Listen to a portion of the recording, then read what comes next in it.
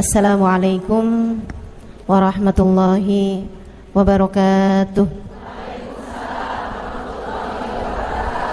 Alhamdulillah, wassalatu wassalamu ala Rasulillah Muhammad ibn Abdullah wa ala alihi wa sahbihi wa man wala. Subhanaka la ilma lana illa ma 'allamtana innaka antal alimul hakim. Rabbi syrah li sadri wa yassir li amri wahlul 'uqdatan min lisani yafqahu qawli, amma ba'du. Baik, sebelum kita mulai, kita akan baca niat belajar bersama-sama. Mudah-mudahan ilmunya nanti sekali lagi jadi ilmu yang manfaat buat kita sekalian. Bismillahirrahmanirrahim. Nawaitu ta'allum wa ta'lim wan naf'a wal intifa' wal mudzakarah wat tadhkir wal ifadah wal istifadah wal hidza 'ala tamassuk bi kitabillah wa sunnati rasulillah sallallahu alaihi wa alihi wasallam wa du'a ilal huda والدلالة على الخير ابتغاء مرضاته وقربه وثوابه وحسن الخاتمة مع اللطف والعافية وصلاح العاقبة برحمتك يا أرحم الراحمين. La hadratin Nabi Muhammad sallallahu alaihi wasallam wa alihi washabihi azwaji wa dzurriyyati wa ahli baiti wasallim wa jamil anbiya wal mursalin wal kulli ajma'in. Anna Allah yaghfiruhum wa yarhamuhum wa ya'li darajatihim fil jannah wa yanfa'una barakatihim wa asrarihim wa anwarihim wa ulumihim wa nafaatihim fid din wa dunya wal akhirah. Al-Fatihah, baca bersama-sama. A'udzu billahi minasyaitonir rajim. Bismillahirrahmanirrahim. Alhamdulillahi rabbil alamin. Arrahmanir rahim. Maliki yaumiddin. Iyyaka na'budu wa iyyaka nasta'in. Ihdinas siratal mustaqim. Siratal ladzina an'amta 'alaihim ghairil maghdubi 'alaihim waladdallin. Amin. Taqabbalallahu minna wa minkum, taqabbal ya karim. Peta kebahagiaan hidup dunia membawamu kepada kebahagiaan hidup akhirat. Peta untuk membuatmu kenal kepada Sang Pencipta. Jalan hidup yang dapat membawamu menuju surga. Ini namanya jalur langit. Yang paling rugi yang gak mau ngikutin peta ini. Yang paling sukses yang jalan hidupnya mengikuti peta ini, mengikuti jalur langit ini. Karenanya adik-adik, ibu-ibu, saudariku sekalian yang saya muliakan, izinkan saya di kajian pada siang hari ini menyampaikan padamu tentang bagaimana cara kita menempuh perjalanan menuju Allah Subhanahu wa ta'ala lewat jalur langitnya. Biar gak sumpek hidupmu di dunia, biar matimu husnul khotimah, biar di akhirat nanti dapat masuk surga. Bukankah itu yang kamu mau? Bukankah itu yang kamu inginkan? Adik-adik, bukankah itu adalah cita-citamu? Betul? Bahagia di dunia, mati husnul khotimah, di akhirat masuk surga. Adakah keinginan lebih tinggi daripada itu? Adakah cita-cita lebih mulia daripada itu? Enggak ada. Mesti menempuh jalur langitnya, karena surga adanya di langit. Karena segala kebaikan-kebaikan turun dari alam langitnya Allah Subhanahu wa taala menuju ke alam dunia ini. Saat kamu rasa dadamu sesak di dunia, maka naiklah ke atas dan menengadahlah. Maka dada langit siap untuk merengkuhmu, menjadikan sesakmu tak lagi bernilai apa-apa. Sesakmu jadi lega, sesakmu jadi lega. Ayo nih, buat adik-adik yang kegalauan mulu dengerin saya. Buat ibu-ibu yang pusing mulu, terutama kalau lihat sisa saldo akhir bulan, dengerin saya. Simak baik-baik jalur langit. Gimana sih caranya kita menempuh jalur langit? Pertama,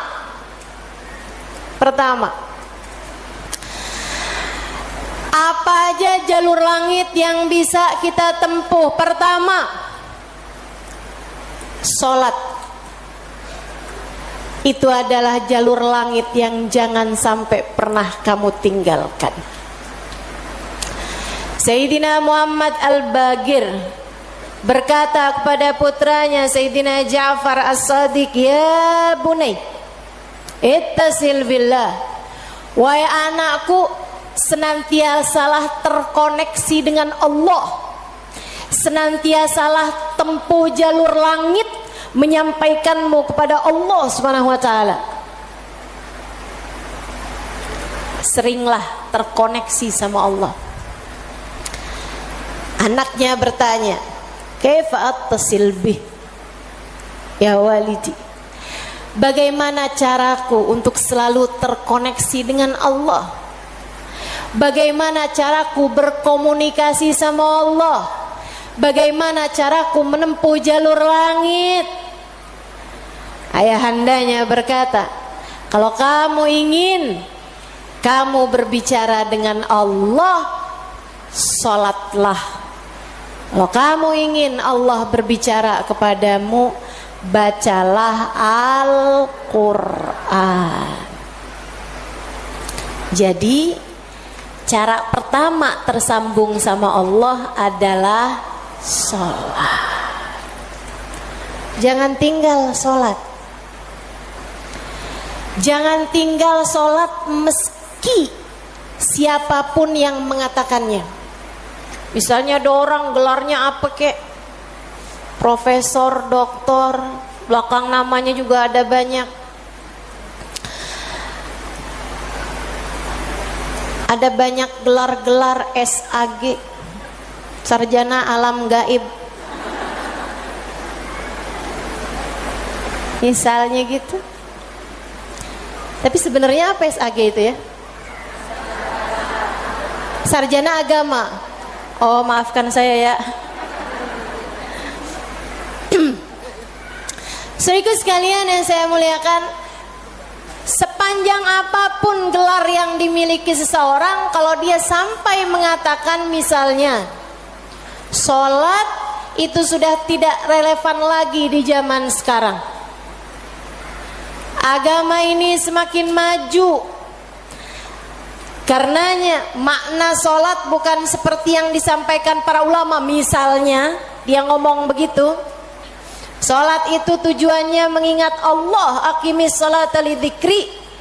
Kamu kalau udah bisa ingat Allah nggak pakai sholat, ya itu udah cukup sebagai sholat. Nah nih, hati-hati ucapan-ucapan yang tidak bertanggung jawab semacam ini. Sholat itu kewajiban dari Allah. Allah yang punya jalur langit, Allah yang tahu bagaimana cara tersambung dengan Allah Subhanahu wa taala. Dan dia yang telah menamakan sholat sebagai sholat dari kata-kata wasala yasilu silatan, yang artinya adalah hubungan, tersambung. Orang yang punya sholat, menjaga sholatnya, dia akan senantiasa tersambung dengan Allah. Dia adalah orang-orang yang menjaga jalur langit. Komunikasi langitnya tetap tersambungkan. Jagain sholat. Dek, jagain. Tapi saya belum bisa khusyuk Ustazah. Nggak apa-apa. Saya masalahnya kalau sholat suka ngelambiar pikiran kemana-mana Ustazah. Sama. Saya juga. Sama. Tapi nggak apa-apa. Jangan pernah tinggal sholat. Imam Ghazali bahkan menyebutkan salah satu penyebab kematian dalam su'ul khatimah, salah satu penyebab iman tercabut dari dalam hati di saat kematian datang, naudzubillah min dzalik, nomor 1 tarkus shalah, meninggalkan salat. Tiang agama kita. Siapa yang sholatnya benar, ibadahnya benar. Siapa yang ibadahnya benar, hidupnya benar. Siapa yang hidupnya benar, bakalan matinya benar. Siapa yang matinya benar, di akhirat dapat kehidupan yang menyenangkan. Karenanya mesti, harus, nomor 1 kamu benahi dalam hidupmu, jangan tinggal sholat. Sesibuk apapun kamu, sholat jangan tinggal, Dek. Sedang mengerjakan aktivitas penting semacam apapun, sholat jangan pernah tinggal, Bu. Jangan pernah tinggal sholat. Sebab orang kalau lagi ninggal sholat, bukan hanya karena dia nggak mau sholat, tapi karena dia tidak diizinkan Allah untuk menghadap kepadanya, telah diputuskan jalur antara dia dengan Allah Subhanahu wa taala. Naudzubillah min dzalik, jalur langit telah terputus darinya. Itu kayak punya HP tapi nggak ada sinyal, nggak bisa dibikin apa-apa HP-nya. Punya HP nggak ada sinyalnya, Bu, nggak ada kartunya, mau dipakai apaan? Mau dipakai ngulek sambel? Ya kan enggak gitu. Karenanya teman-teman sekalian, sholat jangan tinggal. Kamu kalau dibikin sama Allah dalam hidup nggak ngerjain sholat, kamu perlu menangisi hal tersebut. Kenapa gitu? Saya sering sampaikan, orang ketika sholat bukan hanya karena dia mau sholat, akan tetapi karena dia masih punya nilai di sisi Allah, sehingga Allah masih izin. Allah kalau benci sama satu makhluknya, sama seorang hambanya, Allah gak akan izinkan orang tersebut menghadapkan dirinya kepada Allah dalam sholatnya. Dia kirain dia yang gak mau sholat, padahal Allah yang gak mau dia menghadap kepadanya. Telah diputus jalur antara dia dengan Allah Subhanahu wa ta'ala. Na'udzubillah min dzalik. Ada yang nanya sama saya, Ustazah, saya nih kan lagi belanja nih Ustazah, kan sibuk tuh kan. Belanja di mana? Di mall Ustazah. Boleh nggak Ustazah saya jamak sholat saya? Lah, nge-mall di jamak sholat? Agak nih. Belanja ke pasar, sholat udah sampai di jamak-jamak. Innalillahi. Boleh nggak Ustazah? Nggak boleh lah. Yang boleh jamak sholat itu kalau bepergian, itu pun juga dengan jarak keluar kota 82 km. Tapi kalau kurang dari itu, nggak boleh mengerjakan jamaah salat. Katanya Nabi Muhammad, man jama'as salah bi ghairi udrin faqad atababan min abwabil kabair. Siapa yang suka ngumpulin salat, jamaah salat tanpa ada alasan yang dibenarkan, dia sedang mendatangi salah satu pintu dari pintu-pintu dosa-dosa besar. Dia tanya, boleh nggak Ustazah jamaah salat? Nggak boleh, kecuali karena ada alasan yang dibenarkan. Emang kenapa gitu Ustazah?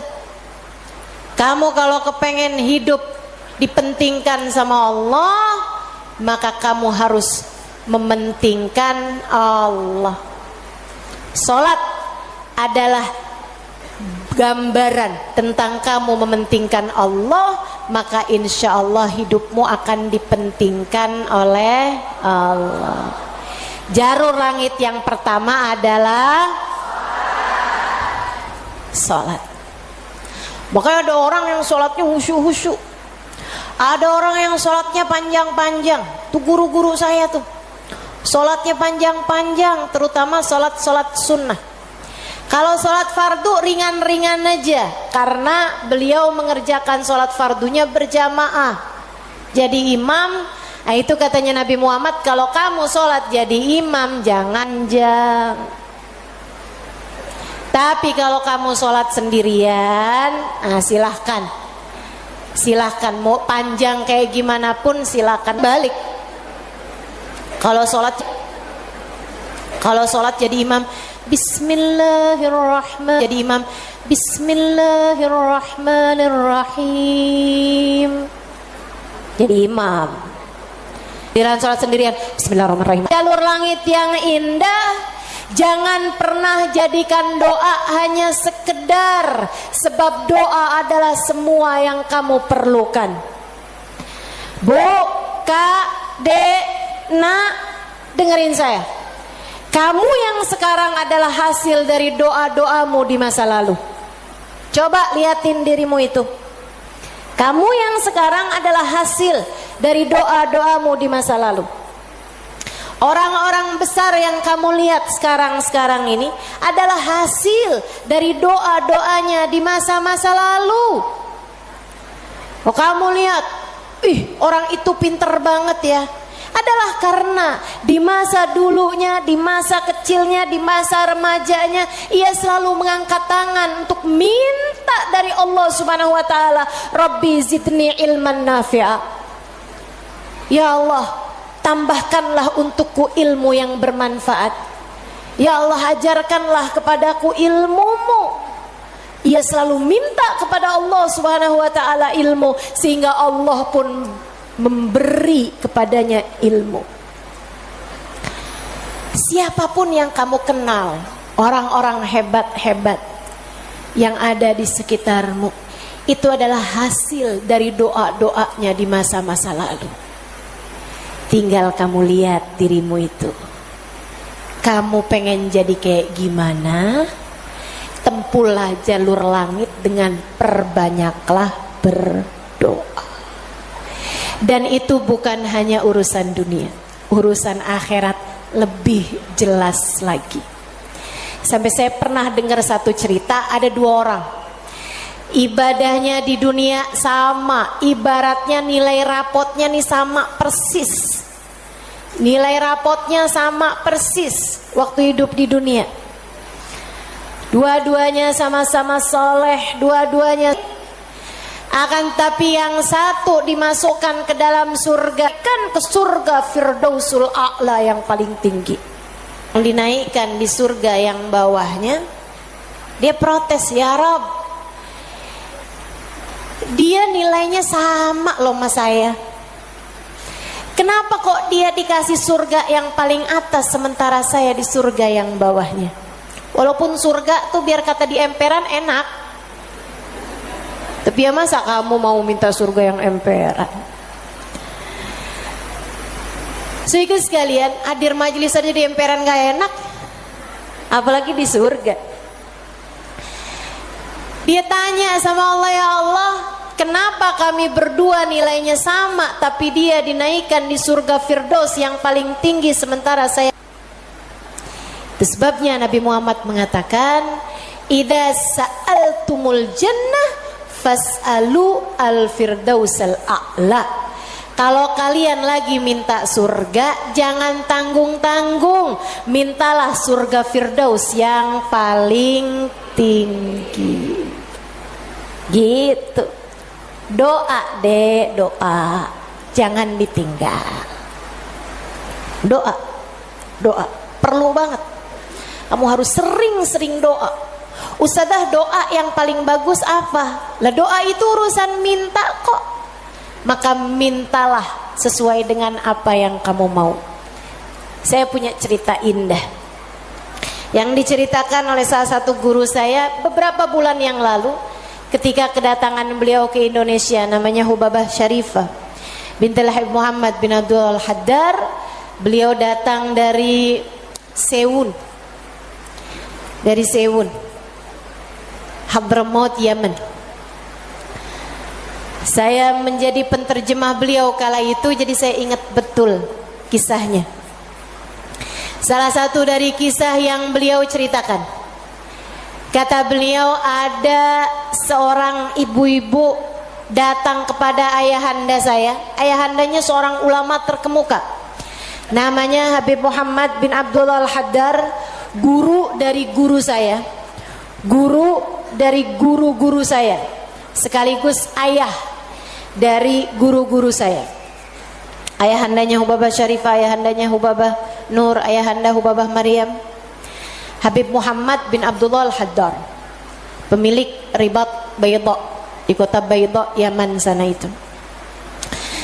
Sehingga sekalian, beliau seorang pendakwah, seorang yang mustajabud dakwah, yang doanya mustajab. Satu waktu ada seorang ibu datang dalam keadaan menangis terisak-isak kepada ayahandanya di saat Hubabah Syarifah sedang ada di sisi ayahandanya.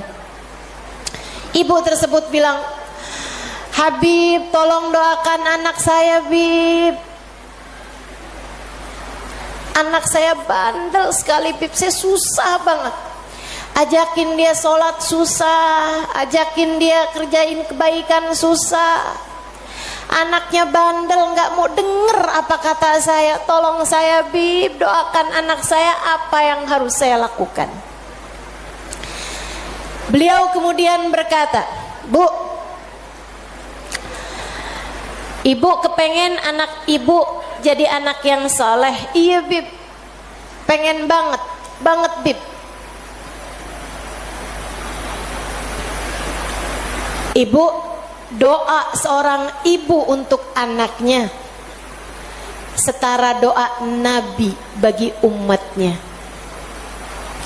Maka doamu untuk anakmu lebih mustajab daripada doa siapapun untuk anakmu.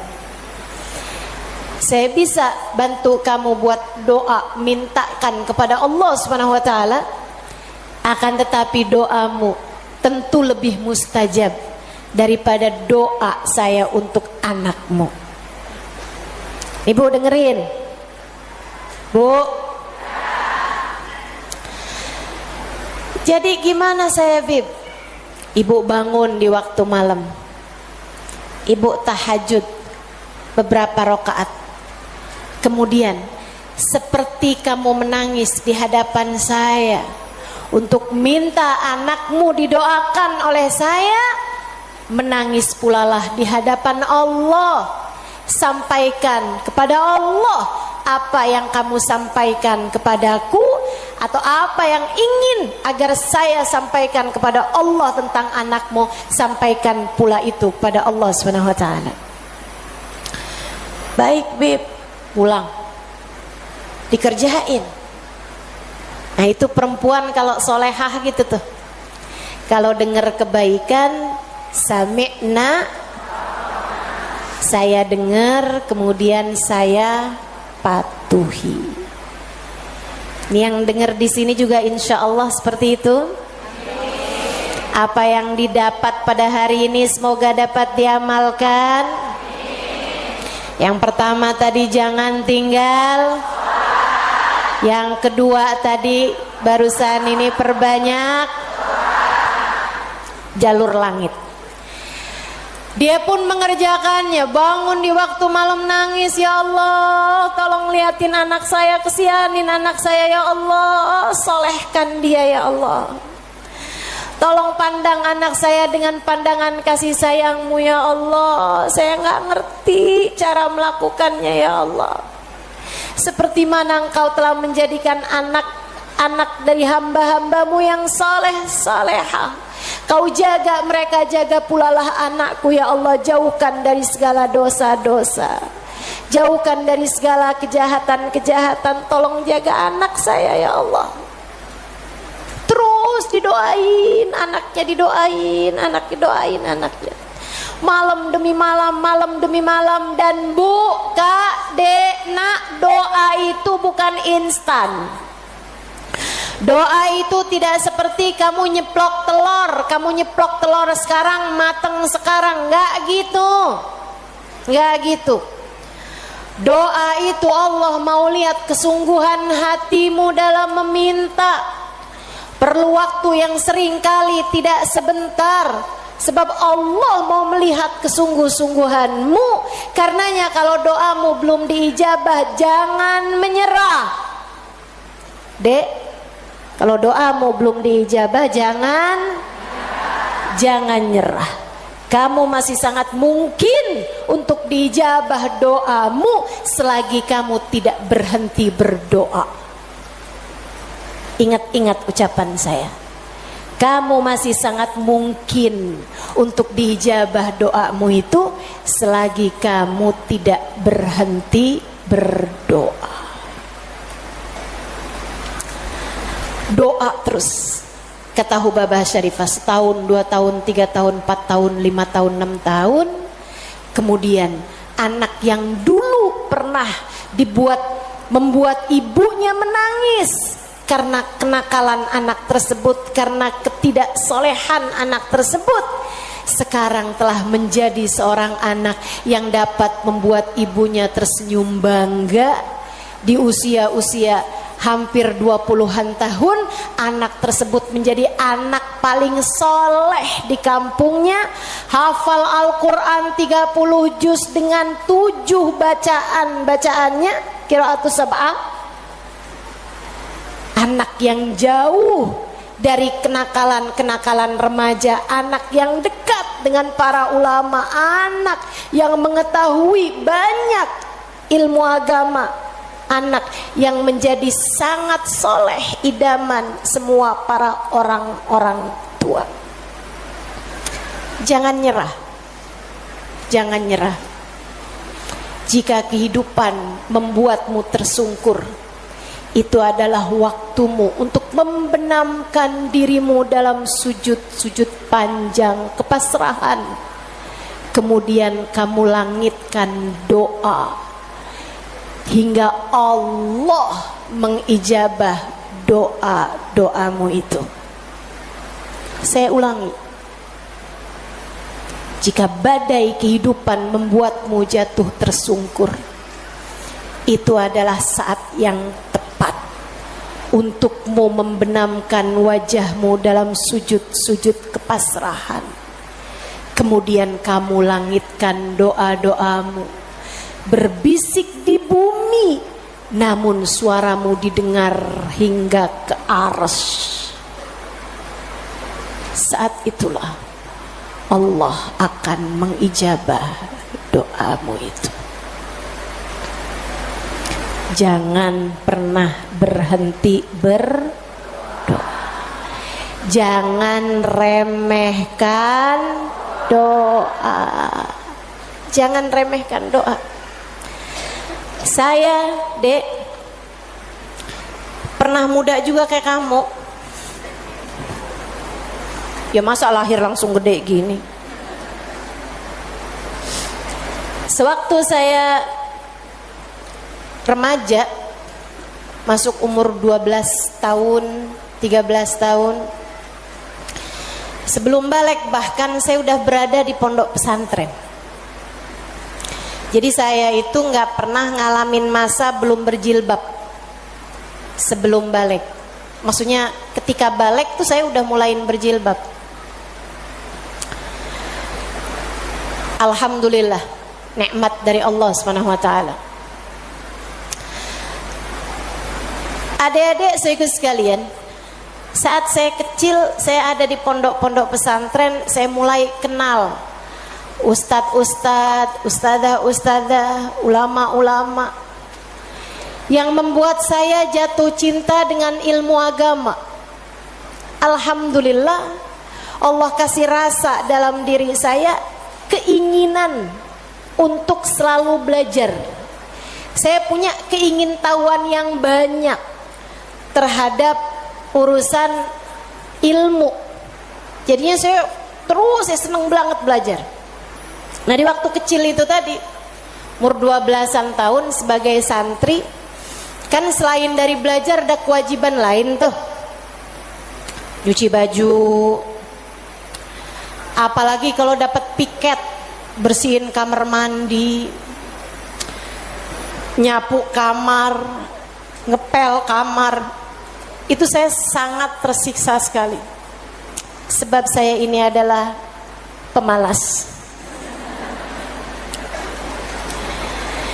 Jadinya karena saya pemalas urusan bebersih, dan saya mendadak rajin ketika urusannya belajar. Saya seneng belajar, saya seneng tahu, saya suka mikir. Saya tuh kalau lagi baca kitab gitu seneng banget. Saya kalau lagi belajar gitu seneng banget. Apalagi kalau ustadzanya yang nyampein ilmu dengan cara-cara yang sangat saya sukai gitu, ngasih tahu hal-hal yang nggak ada di dalam kitab gitu. Saya bisa melongo dengerin, seneng banget. Jadinya di masa-masa kecil itu kalau saya lagi dengerin kajian, kalau saya lagi baca kitab, saya suka doa, ya Allah, jangan pernah pisahkan saya dari ilmu. Ya Allah, jangan pernah jauhkan saya dari kitab-kitab pengetahuan yang mendekatkan saya padamu. Umur 12 tahun, 13 tahun, doa saya semacam itu. Ayo nih adik-adik yang umur 16 tahun, ya Allah, kenapa kok saya nggak pernah ada yang nembak ya?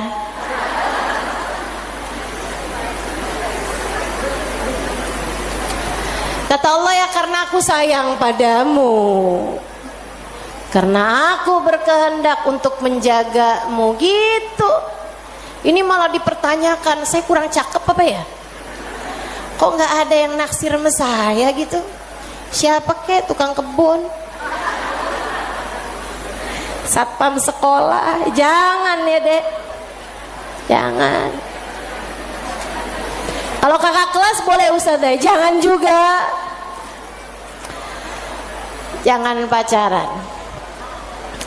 Adik-adik sekalian sekalian, sebaliknya ketika saya mulain, kalau saya lagi nyapu, saya lagi nyuci baju, apalagi kalau saya udah mulain harus nyikat kamar mandi, rasanya saya keberatan sekali. Saya sambilan nyikat kamar mandi sambil doa, ya Allah, yang beginian saya nggak usah dikasih dong. Ya Allah, selamatkan saya dari hal-hal yang semacam ini. Alhamdulillah, alhamdulillah. Saya habisnya itu juga mondok-mondok pesantren, tapi bisa dihitung dengan jari waktunya di mana saya harus nyuci baju, di mana saya harus ngepel, di mana harus nyapu gitu. Kayak alhamdulillah, saya punya banyak orang-orang yang mau mengerjakannya buat saya. Alhamdulillah. Allah bakal kasih.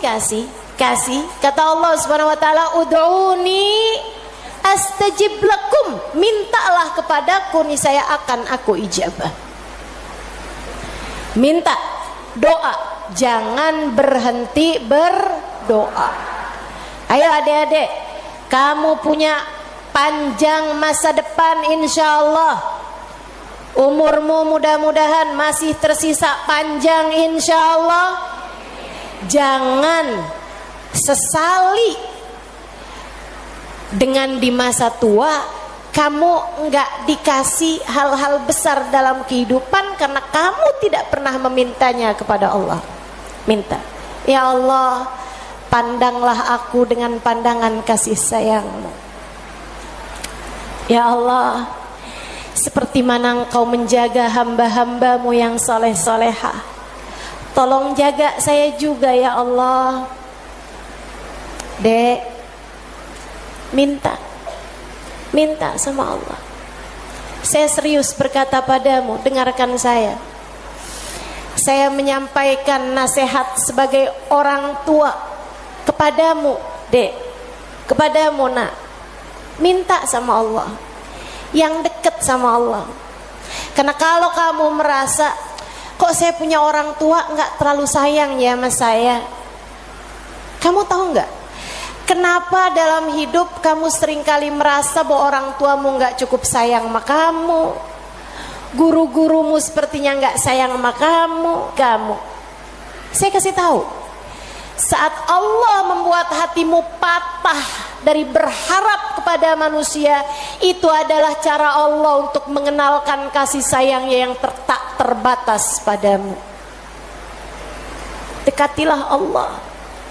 Orang lain mungkin merasa bosan denganmu, tapi Allah tidak. Allah tidak. Allah tidak akan bosan denganmu kecuali jika kamu yang bosan dengannya. Allah tak akan meninggalkanmu kecuali jika kamu yang meninggalkan Allah. Maka atas nama cinta saya sampaikan padamu, Dek, dengerin saya. Bu, dengerin saya. Atas nama cinta saya sampaikan padamu, jangan pernah tinggal Allah. Yang dekat sama Allah, mintalah terus kepada Allah. Mintalah terus kepada Allah. Minta pandangan kasih sayangnya tertuju padamu. Minta Rahman Rahimnya, rahmatnya Allah kasih kepadamu. Minta agar dalam keadaan apapun Allah tak pernah berhenti menyayangimu. Mintalah, mintalah permintaan yang tak akan pernah kamu sesali. Gak usah minta, ya Allah, jangan biarkan orang tua saya meninggalkan saya. Gak usah. Kamu, Bu, jangan minta, ya Allah, jangan biarkan hati suami saya berpaling dari saya. Kamu mau minta juga, terserah. Tapi yang saya sampaikan padamu adalah bahwa hal yang semacam itu bisa kamu syukuri, bisa pula kamu sesali. Akan tetapi kalau kamu tidak ditinggalkan oleh Allah, sampai kapanpun tidak akan pernah kamu sesali, insya Allah. Jadi jangan kesusahan, lepaskan kita dari segala kesempitan-kesempitan, sebagaimana Nabi Yunus alaihi salam dikeluarkan oleh Allah Subhanahu wa taala dari dalam perut ikan pada hari Asyura. Insya Allah, amin ya rabbal alamin. Nah, karenanya hari Asyura ini merupakan hari yang sangat dimuliakan Allah Subhanahu wa taala, bahkan dari sejak zamannya nabi-nabi yang terdahulu. Itu sebabnya Nabi kita Muhammad SAW termasuk juga dari yang memuliakan hari Asyura. Udah dipuasain sama Nabi bahkan dari Mekah. Dari saat Nabi Muhammad di Mekah, itu Nabi Muhammad udah setiap tahun tuh puasa. Dari sejak Nabi Muhammad jadi seorang nabi, itu Allah udah wajibkan untuk puasa setiap tanggal 10 itu hari Asyura. Sampai di akhir kehidupan Nabi Muhammad SAW, di tahun-tahun terakhir Nabi Muhammad SAW ada di atas muka bumi ini, tepatnya di tahun terakhir Nabi Muhammad ada di atas muka bumi ini, Nabi ngeliat pas bulan Muharram hari Asyura itu yang puasa bukan cuma orang Islam. Jadi waktu diwajibkannya puasa Ramadan, itu puasa yang asal-asalnya wajib, semuanya hukumnya ganti jadi sunnah. Puasa Ramadan doang yang wajib buat umat Islam, kan gitu ya. Nabi Muhammad kemudian tetap tuh puasain hari Asyura, nggak pernah tinggal, sebagai puasa sunnah yang wajibnya hanya sisa puasa Ramadan. Sehingga sekalian, tapi Nabi di tahun terakhirnya beliau ngelihat yang puasa tanggal 10 Muharram atau hari Asyura bukan cuma orang Islam, akan tetapi juga orang Yahudi yang mengikuti ajarannya. Menurut mereka mengikuti ajarannya Nabi Musa dan Nabi Ibrahim alaihissalam. Padahal tentu saja nahnu aula, kita nih yang sebenarnya ngikutin ajarannya Nabi Ibrahim dan Nabi Musa alaihissalam.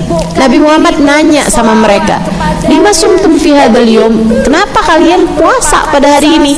Nih hari Asyura nih, ngapain kalian puasa di sini gitu? Mereka bilang, orang Yahudi itu mengatakan bahwa inna fi mithli hadzal yaum, sungguhnya pada hari yang seperti ini, itu hari Asyura, Allah SWT menyelamatkan Nabi Allah Musa. Karenanya kami berpuasa pada hari Asyura, kami mensyukuri hari tersebut, kami pun berpuasa setiap tanggal 10 Muharram. Teman-teman sekalian, Nabi begitu pulang dari sana, Nabi nggak seneng. Nabi itu kayak nggak seneng kalau ibadah kita itu sama ibadahnya orang yang selain kita gitu. Ibadahnya orang Yahudi kayak orang Nasrani atau orang Majusi atau orang apapun, Nabi nggak suka kalau ibadah kita sama persis sama mereka.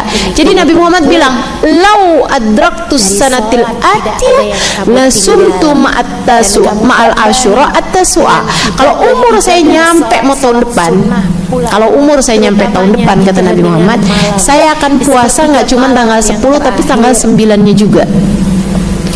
Ustazah, Nabi ngomong kayak gitu, emang Nabi nggak tahu umur beliau nggak bakalan nyampe? Tahu.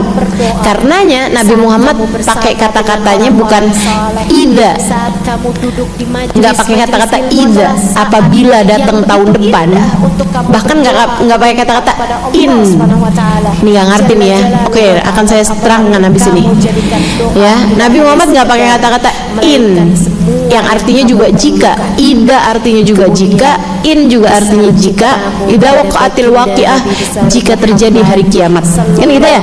Ida itu juga artinya juga jika, in juga artinya jika, lau juga artinya jika. Nabi Muhammad pakai kata-kata lau, jika datang tahun depan, jika umurku sampai tahun depan. Tapi Nabi pakai kata-katanya lau. Ini saya kasih tahu, ida itu untuk jika atau untuk sesuatu yang akan terjadi di masa yang akan datang, yang kemungkinan terjadinya pasti atau sangat dekat dengan pasti. Pakai kata-katanya adalah ida. Makanya Allah SWT bilang idza waqa'atil waqi'ah, jika terjadi hari kiamat, karena terjadinya kiamat adalah pasti. Idza jaa ajalukum, apabila datang kematian kepada kalian. Gitu ya.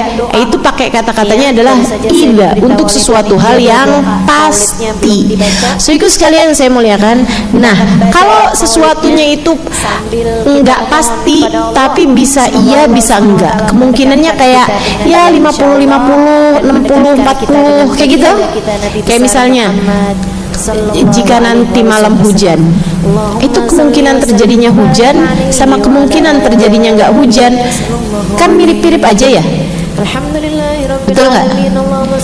Itu pakai kata-katanya nggak bisa ida, akan tetapi pakai in.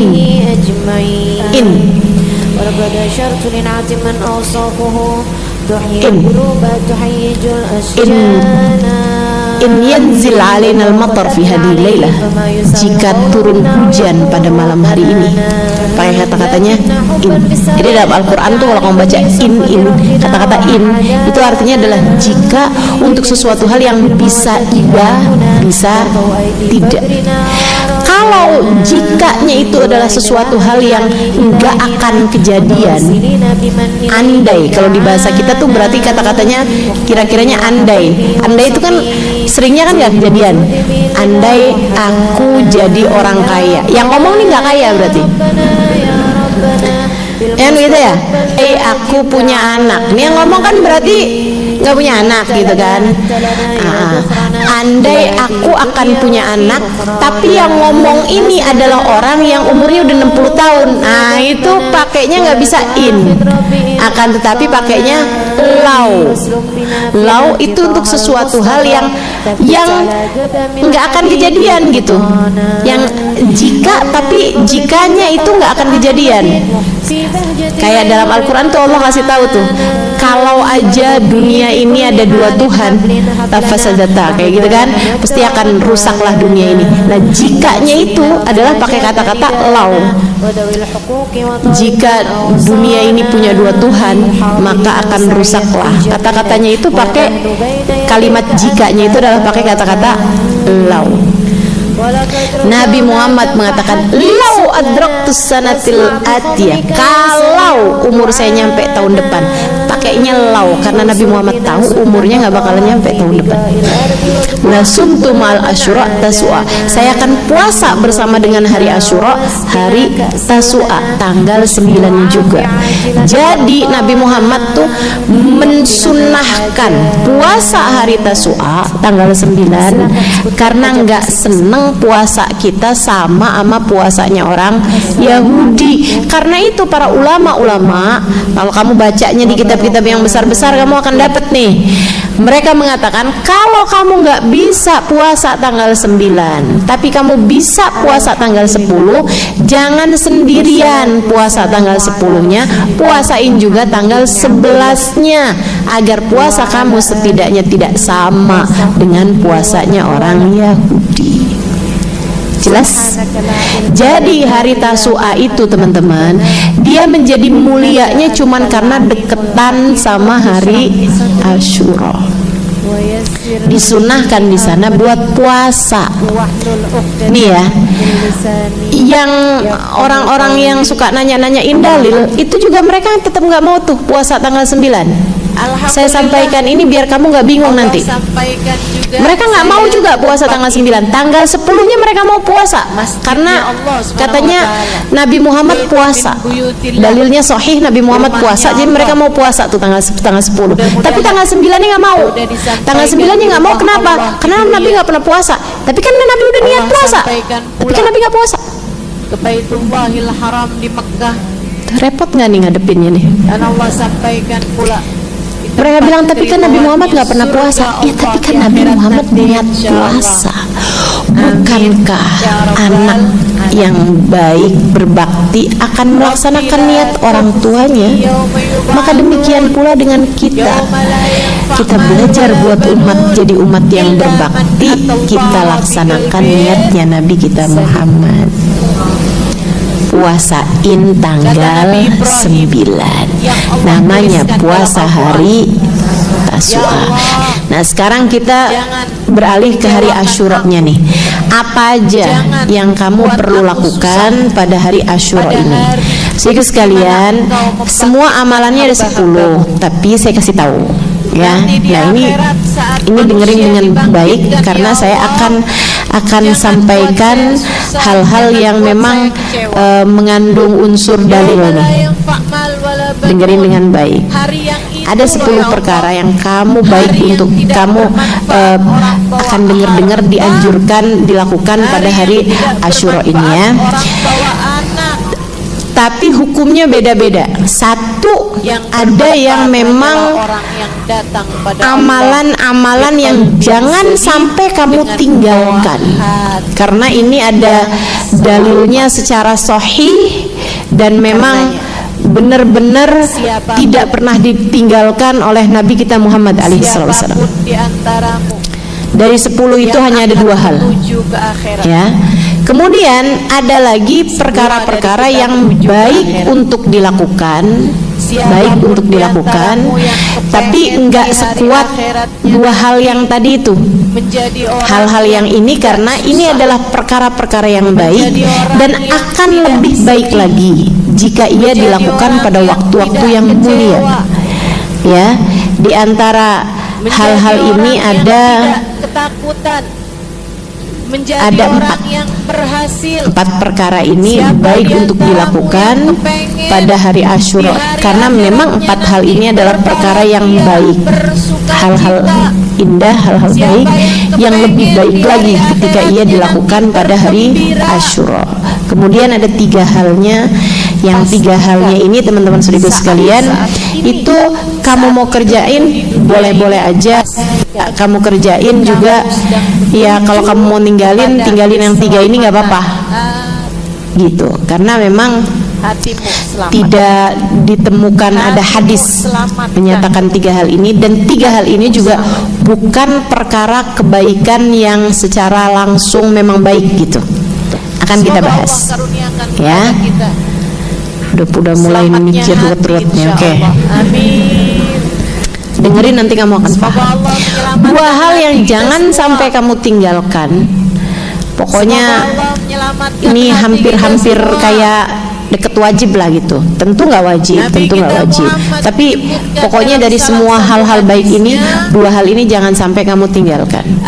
Ya, yang dua hal ini, yang pertama adalah puasa. Seperti yang tadi telah saya sampaikan, inna shaum yom Asyura yukaffir dzunub sanah. Kata Nabi Muhammad, sungguhnya puasa hari Asyura menghapus dosa 1 tahun. Ini hadis ini menunjukkan bahwa hari Arafah lebih mulia daripada hari Asyura, meskipun hari Asyura adalah hari kedua termulia untuk puasa. Sehingga para ulama menyatakan bahwa istri tidak boleh puasa sunnah kecuali dengan izin suami, kecuali pada 2 hari ini. 2 hari ini boleh seorang istri berpuasa tanpa izin suaminya sekalipun, karena suaminya juga mestinya puasa.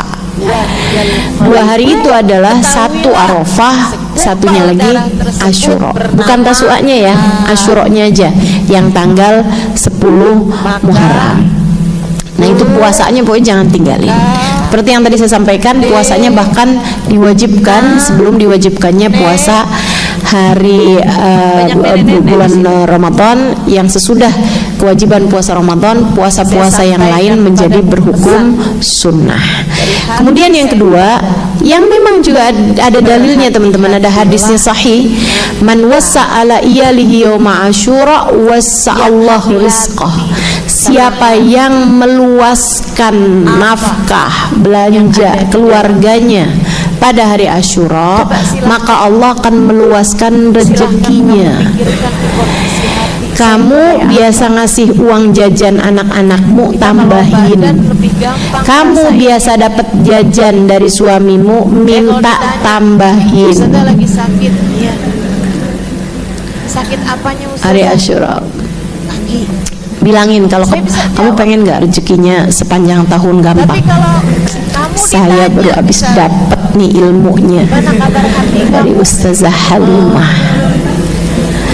Ada hadisnya. Wah, hadis yang lain nggak hafal, hadis yang ini dia hafal. Man wassa ala iyalihi yawma Asyura wassa'allahu rizqah. Siapa yang ngasih keluasaan nafkah pada keluarganya pada hari Asyura, maka Allah akan meluaskan nafkahnya. Jadi kayak semacam hari kasih sayang buat umat Islam. Ya, hari Asyura ini. Bagaimana kabar suami nambahin nafkah keluarganya, dan nafkah keluarga yang ditanggungnya.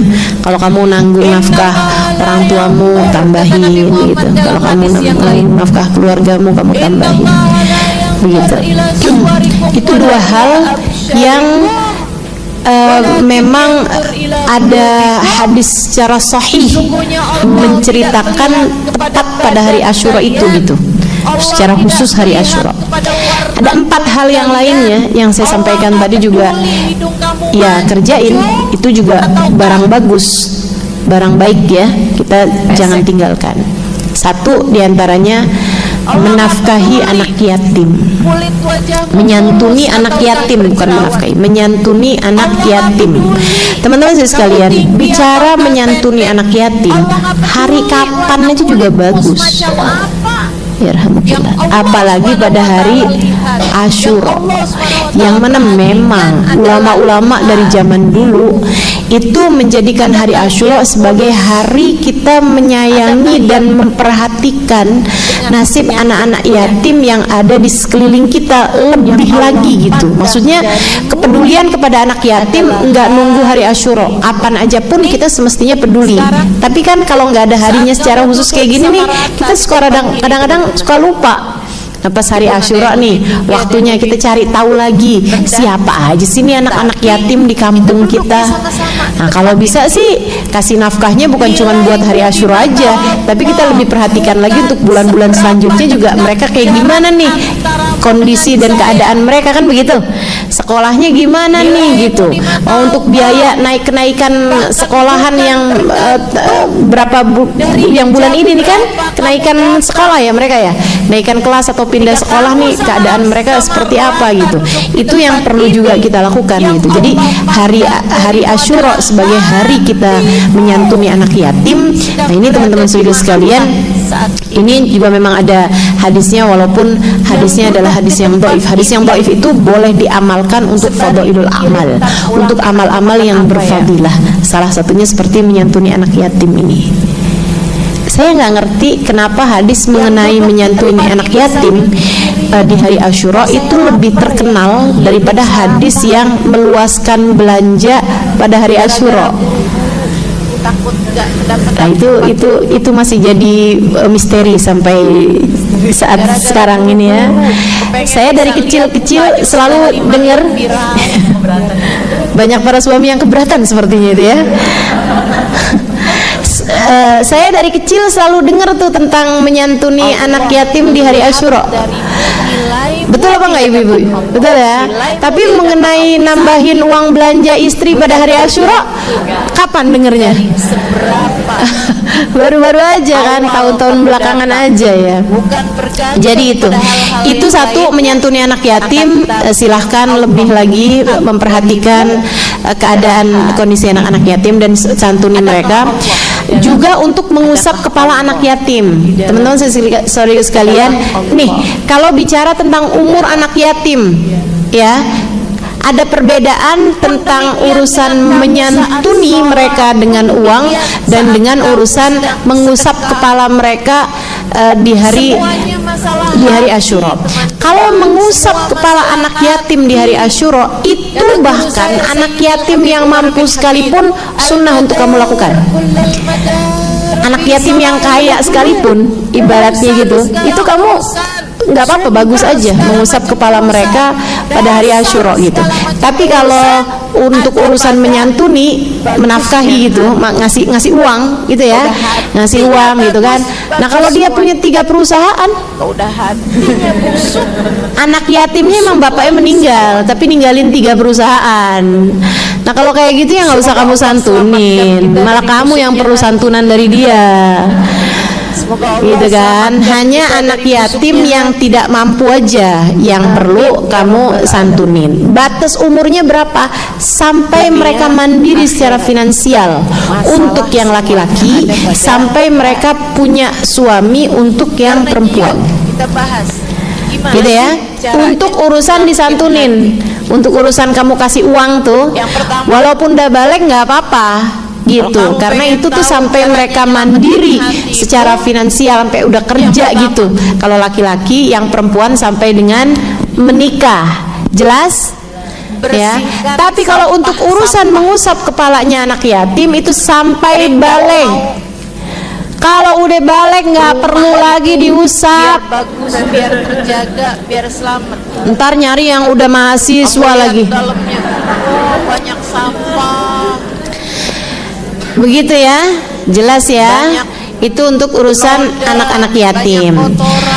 Kemudian hadisnya itu berbunyi, siapa yang mengusap kepala anak yatim pada hari Asyura, maka Allah Subhanahu wa taala akan ampuni dosanya sebanyak helai rambut dari anak tersebut, memberikan kepadanya kebaikan sebanyak helai rambut yang diusap.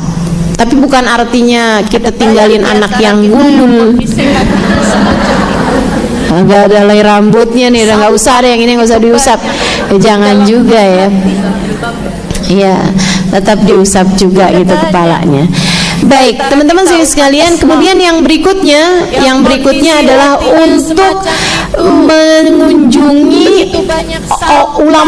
mengunjungi ulama dan orang soleh, ya, kunjungi, minta doanya gitu. Pada hari Asyura, kami di Hadramut dulu di Tarim, pokoknya kalau ada hari Asyura gini, Hubabah pasti akan ajak kita jalan untuk berkunjung ke rumahnya para hubabah-hubabah, mengunjungi rumahnya para habaib-habaib, terutama yang udah sepuh-sepuh, untuk kita mintain doa-doa dari mereka gitu. Jadi itu memang sesuatu hal yang indah untuk dilakukan, karena memang iya, jangankan pada hari Asyura, mengunjungi ulama, minta doa dari mereka, mengunjungi orang soleh, kita minta doa dari mereka, kapan aja kan bagus. Kata Nabi Muhammad, iltamisu min ikhwanikumud doa, mintalah dari saudara kalian sama muslim doa. Kamu nggak pernah tahu dari lisan siapa Allah mengijabah doa hamba-hambanya, gitu ya. Nah, kalau dari lisan orang biasa aja doa bisa jadi mustajab, apalagi dari lisannya para ulama-ulama kita, lisannya orang-orang soleh, terutama yang sudah sepuh-sepuh gitu kan, yang sudah usia lanjut. Nah, itu tentu doa lebih mustajab dari mereka. Kata Nabi Muhammad, al barokah ma'akabilikum, keberkahan ada pada orang-orang tua di antara kalian yang usianya udah lanjut ya, di atas 70-an tahun semacam itu. Baik, kemudian yang berikutnya lagi, jadi tadi itu menyantuni anak yatim, kemudian kedua mengunjungi orang-orang, mengunjungi ulama dan orang soleh. Yang ketiga sedekah. Sekali lagi, sedekah kapan aja juga emang bagus, tapi pada hari Asyura ini memang lebih lagi kebaikannya, lebih lagi berlipat-lipat pahalanya, dan juga lebih lagi kebaikannya. Teman-teman saya sekalian, cari siapapun aja. Nah, saya kalau kamu pakai bahasa misalnya gitu ya, yuk kita kumpulin uang buat menyantuni anak yatim, itu saya agak kurang setuju tuh dengan bahasa itu, kecuali kalau kamu tambahin dan duafa, sebab ada banyak anak-anak kecil gitu ya, mereka lebih miskin daripada yang yatim, bapaknya sakit nggak bisa kerja, yang bapaknya ada sih masih hidup tapi nggak ketahuan rimbanya, nggak dinafkahin dari zaman ini gitu kan, dari waktu dia kecil gitu loh, yang ditinggalin sama bapaknya dari sejak kecil, tapi bapaknya masih hidup sih tapi nggak punya tanggung jawab gitu kan banyak tuh yang kayak gitu. Semoga Allah selamatkan kita dari busuknya hati. Semoga Allah selamatkan kita dari busuknya hati. Amin ya rabbal alamin. Dunia, akhirat, masalah semuanya ada pada hati. Karenanya yuk kita bahas, gimana sih caranya nyelamatin hati. Yang pertama, kalau kamu pengen tahu caranya nyelamatin hatimu, yang pertama,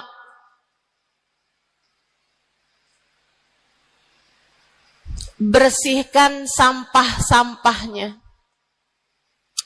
Nih, kamu mau rumah itu biar bagus, biar terjaga, biar selamat. Kamu lihat dalamnya, oh banyak sampah, banyak noda, banyak kotoran. Dari mulai kotorannya cicak, ayam, sampai mungkin anjing, karena lama nggak ditempatin. Ada banyak di antara kita yang kondisi hatinya semacam itu. Sampah begitu banyak dalam hatinya. Ada banyak di antara kita umat Islam yang kondisi hatinya semacam itu. Begitu banyak sampah di dalam hatinya tersebut. Semoga Allah selamatkan semuanya. Amin. Maka hal pertama kalau kamu kepengen punya hati yang selamat, yang nomor satu adalah bersihkan hatimu dari semua sampahnya, keluarin. Apa sampahnya hati? Dosa-dosa yang telah kamu lakukan.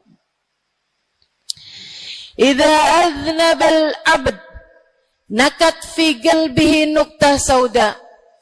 Kata baginda kita Nabi besar Muhammad, idza aznabal abd, ketika seorang hamba mengerjakan dosa, tertorehlah di dalam hatinya satu titik hitam. Sampahnya hati. Kamu tiap kali bikin dosa, dosa apa aja? Bukan hanya dosa besar, zina, bukan hanya dosa besar, minum minuman keras atau narkoba, bukan hanya dosa besar, judi atau riba, bukan hanya dosa-dosa besar. Kalau itu titik hitam yang sangat besar tertoreh di dalam hatimu itu. Bahkan dosa-dosa kecil, sekedar marah-marah sama suami, atau ngambil uang suami. Gimana? Pernah? Rezeki istri solehah ustazah. Lagi mau nyuci, kelihatan, alhamdulillah.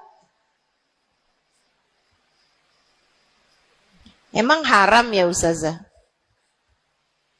Ya haram, bukan punya kamu. Kan katanya ada hak istri dalam harta suami. Iya betul kalau dia kasih. Kalau dia kasih, kalau nggak kasih, nggak halal juga. Bahkan dosa-dosa kecil, seperti melihat tetangga, terus kamu bilang, ya ampun, cakep banget ya. Nyesel saya nggak kawin sama dia.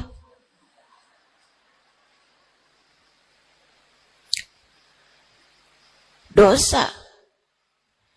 Seperti memandang seseorang dengan pandangan menghina. Seperti membicarakan aib orang lain. Setiap kali kamu berbuat dosa, apapun bentuk dosanya, satu titik hitam tertoreh di dalam hatimu itu. Ini istighfar wa tab. Musih. Kalau dia beristighfar, kalau dia bertaubat, dihapuslah titik hitam tersebut. Wa illa, kalau enggak, ya tetap aja ada. Kamu bikin dosa lagi, bikin dosa lagi, bikin dosa lagi, bikin dosa lagi. Enggak pernah istighfar, enggak pernah memperbaiki diri. Aurat tidak kamu tutup dengan baik. Sehingga akhirnya setiap kali kamu keluar dilihat oleh laki-laki yang bukan mahrammu. Satu titik hitam, satu titik hitam, satu titik hitam. Sampai terkadang hati seseorang dipenuhi dengan titik-titik hitam. Hatinya menjadi legam. Hatinya menjadi penuh dengan titik-titik hitam. Semakin bertambah lagi, semakin bertambah lagi, jadilah karat. Jadilah karat. Kalau udah jadi karat, na'udzubillah. Ini yang Allah sebutkan di dalam Al-Quran. Kata Allah, kalla, a'udzubillahi minasyaitonirrajim, kalla, balrana ala qulubihim bima kanu yaksibun, kalla, innahum an rabbihim yawma idin lamahjubun. Kalla, kata Allah. Balran, ada ran, ada karat di dalam hati mereka, tersebab dosa, dosa, dosa yang menumpuk tanpa pernah dimohonkan ampunan. Kalla, Innahum an rabbihim yawma idzin lamahjubun. Orang kalau hidup bawa karat hasilnya apa? Orang kalau hidup bawa karatnya hati hasilnya apa ya Allah? Kalla innahum an rabbihim yawma idzin lamahjubun. Orang yang hatinya punya karat, pada hari tersebut ia akan terhalang dari Allah Tuhannya. Guru saya Sayyidil Habib Umar bin Hafid menyampaikan tafsir mengenai ayat ini. Kata Habib Umar bin Hafid, tidak mati dengan membawa iman. Orang yang hatinya penuh dengan karat, apabila datang ajal menjemput, iman tercerabut dari dalam hatinya, hingga ia pun mati, keluar dari atas muka bumi ini dengan tanpa membawa iman Islam. Dia keluar dari atas muka bumi ini bukan sebagai hamba Allah, bukan sebagai umat Nabi besar Muhammad sallallahu alaihi wa ala alihi wasallam. Dia meninggal dunia dalam keadaan su'ul khatimah. Naudzubillah min dzalik. Jangan biarkan karat memenuhi hatimu. Jangan biarkan hatimu dosa-dosa yang telah kamu lakukan menjadi berkarat dalam hatimu itu. Saya kesian sama kamu. Nggak apa-apa. Hidup terus-terusan ngontrak, nggak apa-apa. Hidup nggak pernah punya kendaraan sendiri, nggak apa-apa. Nggak pernah punya HP yang canggih, nggak apa-apa. Saya hidup di atas muka bumi ini, nggak pernah ada yang datang melamar saya. Jadinya sampai di usia di atas 30-an tahun, saya masih menjomblo, Ustazah. Nggak apa-apa. Ustazah, saya udah menikah 10 tahun, belum ada anak juga, Ustazah. Nggak apa-apa. Ustazah, suami saya kawin lagi, Ustazah. Nggak apa-apa.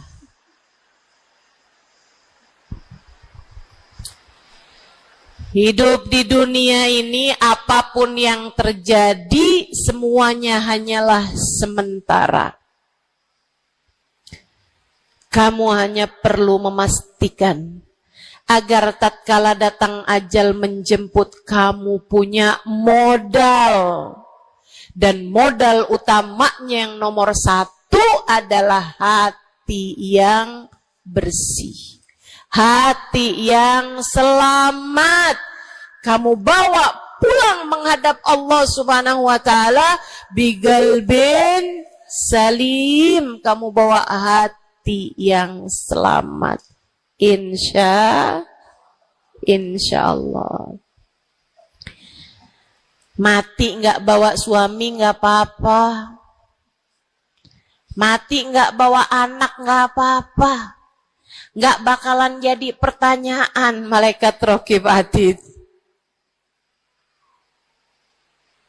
Tapi mati harus dengan membawa hati yang selamat.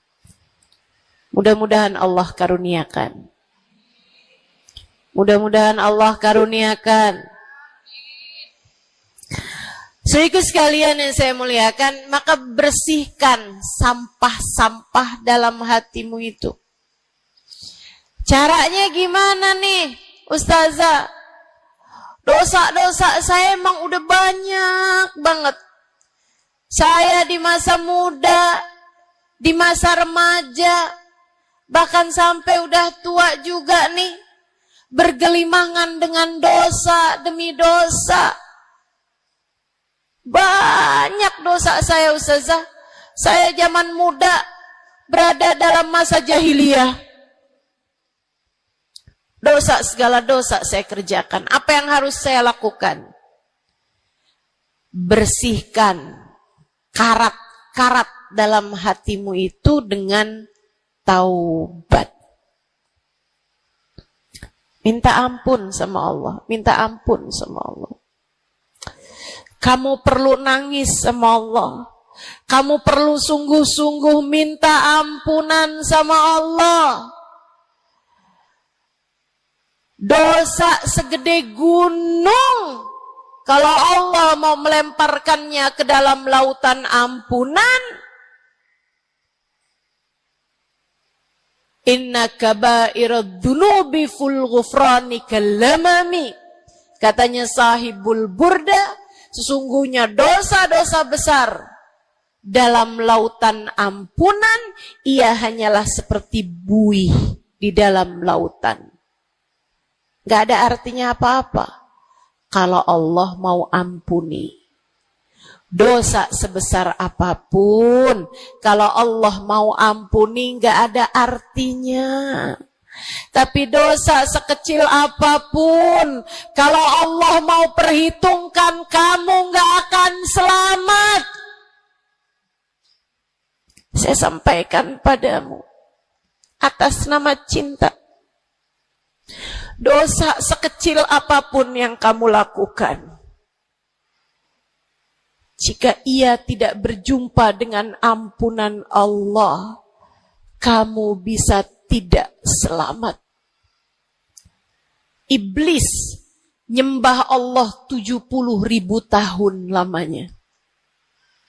Sujud di atas bumi, dia sujud, bumi dihancurkan, Allah naikin dia ke langit. Di atas langit dia sujud, ganti-ganti posisi sujudnya. Karenanya Imam Ghazali dalam